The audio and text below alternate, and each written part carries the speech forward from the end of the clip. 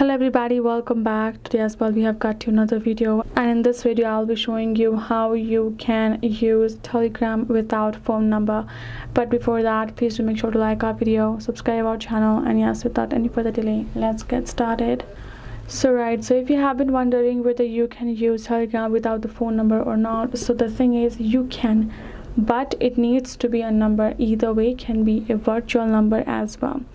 If you do not want to use your physical number, then you have to go to the virtual number. So what you're going to do is, you're going to go ahead and find out a platform where you can create yourself a virtual number, because that will simply work to internet, right? It will call and text to internet instead of traditional phone lines. That's how it works.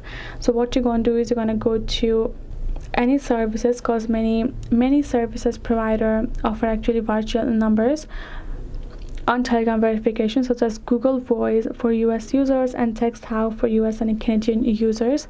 Those are the platforms that offer a virtual number. Go ahead, get a virtual number for them, and when you need to sign up on your Telegram, use that number instead, and that's how you will be able to use it without your physical or traditional number.